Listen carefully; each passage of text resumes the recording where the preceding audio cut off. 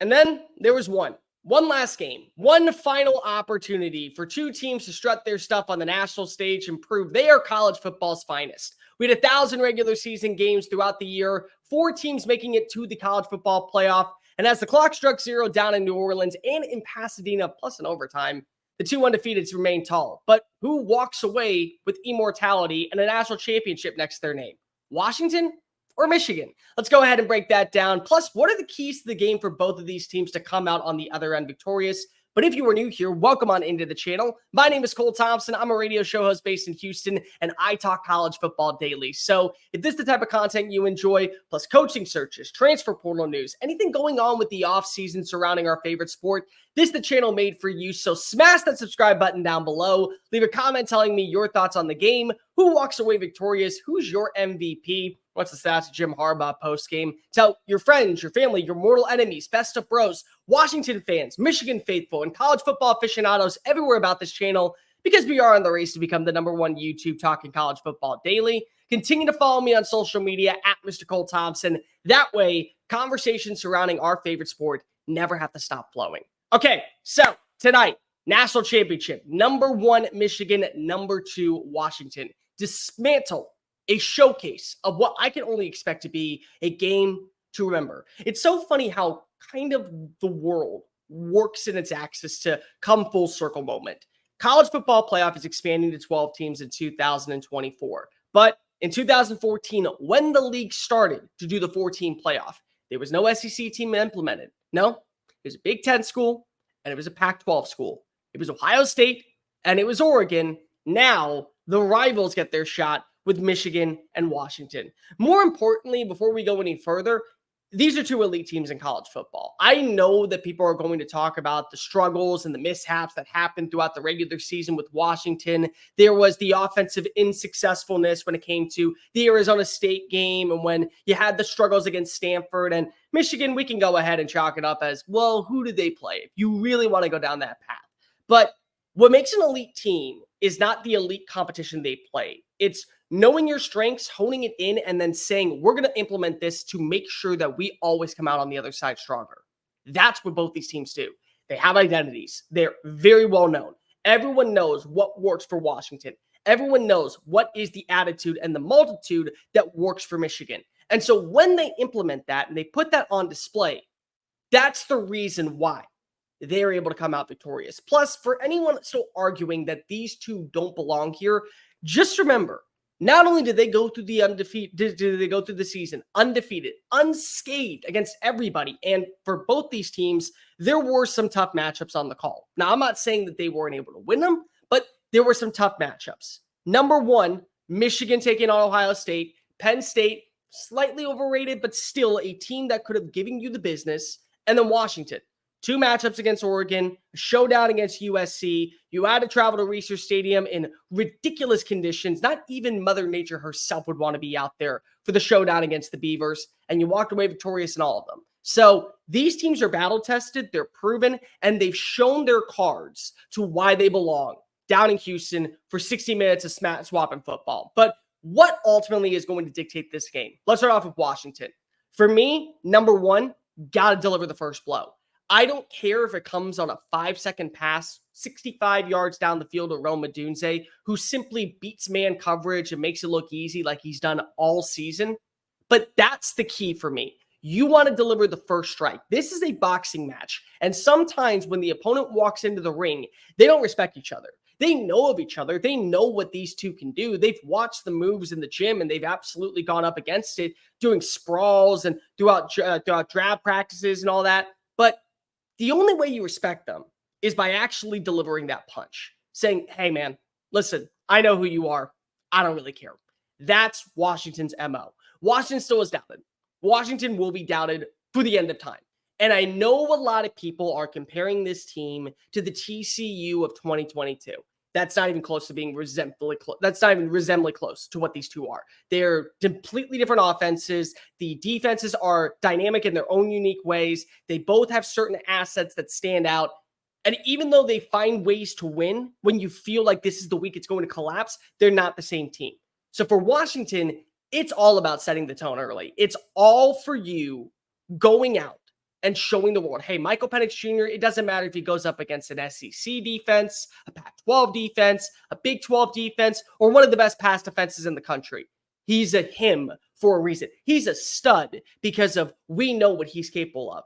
And that's all you need. Here's the good news if you are Washington. You are not going to find a better cast of wide receivers on the field this season in college football. You're not. You're going to find great receivers in college football. Take nothing away from that. Malik Neighbors was one. Malik Washington at Virginia was one. I think you got to give a lot of credit to Keon Coleman, what he did, Xavier Worthy, Adonai Mitchell.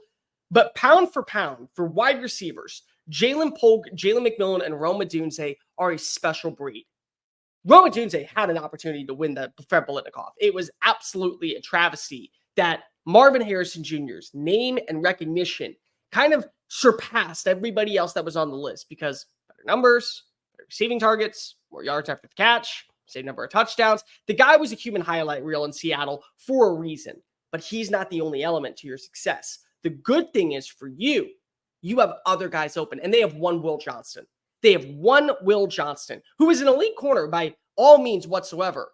But you have to worry about the other guys. What are the safeties doing over the top? Are they baiting and coming down low because they see Odunze crossing the middle, which opens up now Jalen Polk running a wheel route, and now 60 yards down the field, he's going unscathed for 6. What happens with Jalen McMillan if he does a quick post pattern and then it works upfield and nobody's around him because everyone is so focused in on Odunze? Or they realize that Odunze is going to be a weapon, so you might as well let him get his, but let's take away the other two. That way we know we're still in a good spot, even if he does go target Rome Odunze.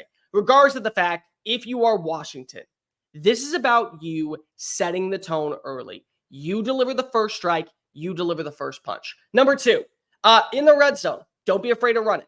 Do not be afraid to put the pedal to the metal with Dylan Johnson and even with Michael Penix Jr. The thing that really stood out to me about the Sugar Bowl, and there was a lot of positivity when you talk about Washington. More so with Washington, what I loved was their ability to learn on the fly, that they were very limited with their running back. Johnson gets hurt in the second quarter. You can start to feel him going through the pain. So you watch Michael Penix Jr., a guy who has had 2 torn ACLs, start taking drives. He starts taking the matters into his own hands. He grabs the ball and he starts running up the middle of the field. That's what you're looking for in this game. There's a crease. There's an opportunity. Don't be afraid to tuck in and run. Force your way into the end zone. That way, you walk away with 6 instead of 3. And then with Dylan Johnson, guy's physical, guy's potent. Guy wants to get downhill and he wants to deliver a punch. This is an SEC running back playing in the Pac-12. This is basically like, think of it this way. Think of you playing a game of Red Rover and your entire team is filled of the 7-year-olds that, usually play Red Rover. And then your 14-year-old cousin comes on in and goes, hey, man, can I play? Like, that's Dylan Johnson in the Pac-12.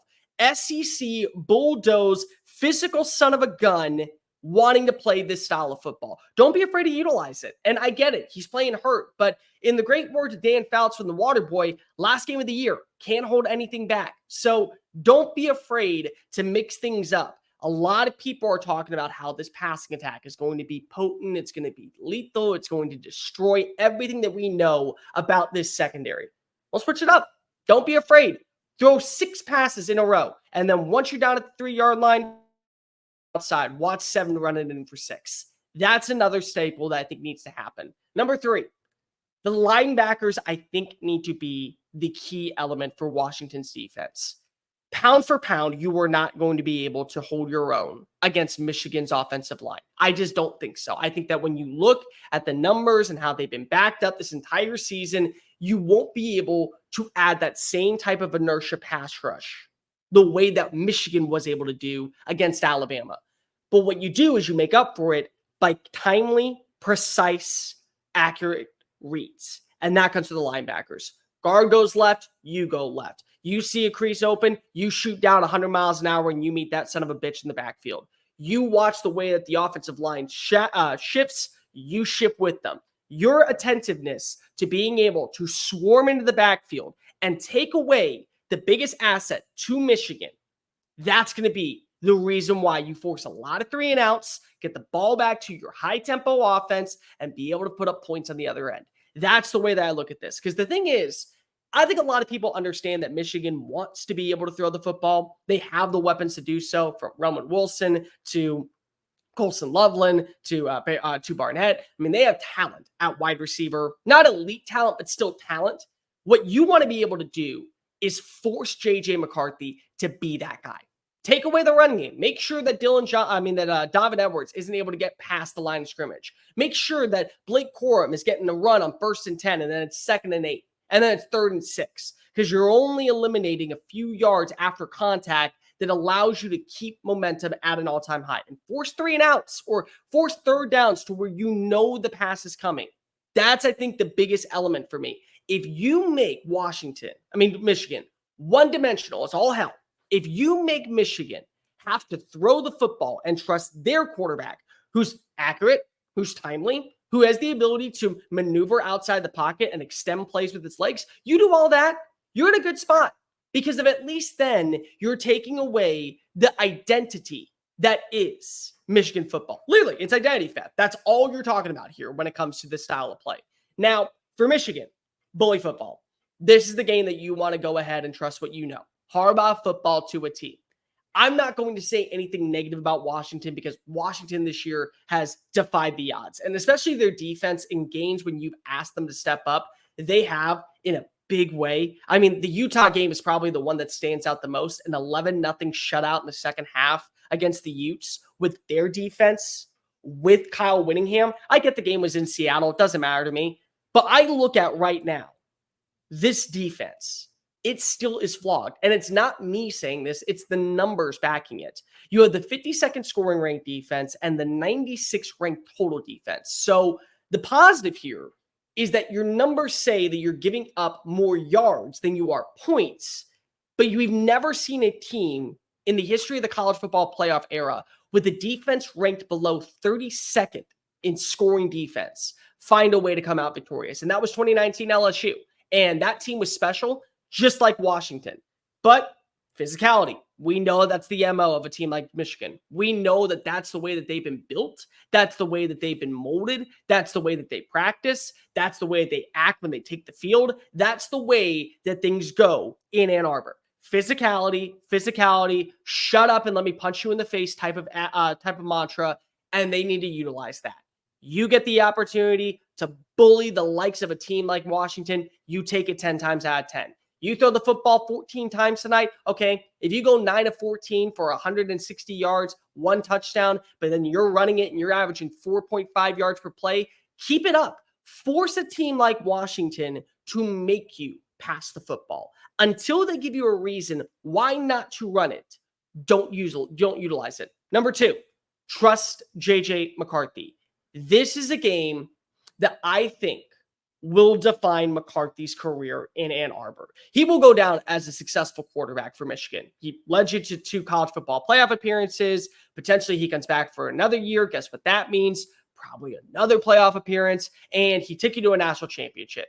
He will go down in the history of the Halls of Champions as one of the greatest to do it in recent memory. But this is a game where you need to trust all the bells and whistles that make JJ McCarthy special. He is mobile. He is a quarterback that can maneuver outside the pocket, and he doesn't need to get a lot, but he just needs to get enough to turn a negative game into a positive game. Have design runs. Listen, if you want to go back and watch one game for Washington where the struggles of the quarterback design runs actually hurt them and made things interesting, the Oregon State game. Now, weather certainly was a factor in there, but isn't that a point of where you think that maybe you don't want your quarterback running the football? Didn't matter. DJ Uiagalelei picked up, I think, 6 first downs. He averaged like 4.2 yards per run. He had multiple designs where literally they waited for the pocket to kind of open a little bit of a crease, and then he ran up the middle for a gain of 5, gain of 7, gain of 9. That's the key of what you're looking for McCarthy. It's not just the accuracy. It's not just the tempo. It's not just the fluidity of being able to hit strike after strike after strike after strike. It's all about making sure that when you have the moment, you take advantage of it. So for McCarthy, don't be afraid to tuck in and run. Don't be afraid to see what the defense is giving you and making a play out of it. Don't be afraid to manipulate defensive linemen, work outside the pocket, and then throw a strike across the middle of the field. Don't be afraid for anything. McCarthy is the key, in my opinion, for the offense in this game. When his number is called upon, you have to see positivity because you can afford a loss of a down when it comes to a Blake Corum run. You can afford a loss of a down when it comes to Donovan Edwards getting corralled by a bunch of Huskies. You can afford to even have a 3-and-out when it's a complete run up the middle and you just get sidelined. You can afford that. You can't afford if you have 40 plays by McCarthy, 25 of them to go south. You need at least, I would say, 70% of those plays to end up in a positive. And the last thing, play Penn State. I know what you're thinking with this one, but let me explain. Anybody remember the Penn State game with Michigan? If you don't, let me just go back. Michigan did not throw the football in the second half. Michigan, they ran some more. They ran to the left, they ran to the right, they ran slantways, sideways, up, down, left, right, back, center, everything. They just ran the football and they mowed down the clock because they knew that they did not want to give any sense of hope to the Nittany Lions in that game. They knew, hey, if you're not going to be able to stop us, we're going to keep doing it. For me, in the fourth quarter, if you're up by, say, 7, if you're up by 10, the last thing that you want to do is give any bit of hope to Michael Penix Jr. getting a playoff. Because here's the thing about Michael Penix Jr. He can run a 13-play, 75-yard drive that'll take 4 minutes off the clock. He can run a 1-play, 62-yard drive that takes 20 seconds off the clock. It doesn't matter. He needs one shot, one opportunity, one Eminem quote, and he will find his way into the end zone. So you don't want to have that opportunity. You want to take as much time off as possible to make this Washington offense realize we have got to get fast. That's it. If you can run down that clock, if you can hold the ball, if you can control the tempo, the timing, the pacing of the game, something that Washington actually has done extremely well. Go back and watch the last 2 games, the Oregon game and the Sugar Bowl. Both those games, Washington won the time of possession. If they can do that to Washington, you have them bent over a barrel, especially if you're up by double digits, because now you're either going to force them to do an onside kick to where maybe you get the ball back and lo and behold, better field position for you to be able to run down the clock, or they have to score quickly and hope that they get a 3-and-out, which so far, based off what we've seen, they haven't been able to do. Final prediction. Michigan's a good football team. Michigan is a damn good football team. And I picked Michigan at the start of the year. I'm just going to come out and completely say it. Start of the season on my radio show, I said, I think this is the year where it all comes together for Michigan. Their offense, what they returned, that was a sentiment to what this team thought they could do. Last season was a year where many people kind of just chuckled at the thought that, oh, TCU is going to go ahead and play them. Okay, so Michigan versus who in the national championship? Is it going to be Georgia or is it going to be Ohio State for the granddaddy showdown of the games of all games? And Michigan lost. And a lot of players in that locker room had a very difficult decision to make. Do I go pro, earn millions of dollars, be set for the rest of my life when it comes to that stage of my career, be content with knowing I was a 2-time Big Ten champion, or do I come back for one last go around, see what could be, and make the most of my opportunity? And a lot of them chose the latter. A lot of them came back. Blake Corum had nothing left to prove in Ann Arbor, besides the fact that he wanted to be the all-time leader in rushing yards. But he did that now, so mission accomplished. But everyone would have remembered Blake Corum's name, whether he got the accolade or not. J.J. McCarthy was always coming back because he had another year of eligibility. But some of these receivers, they didn't have to come back. You watch some tight ends. They left last season. Luke Shoemaker, he was gone.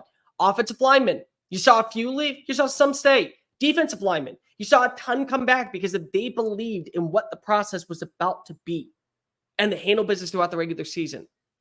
But everything I'm saying right now, you can say about Washington. The exact same thing.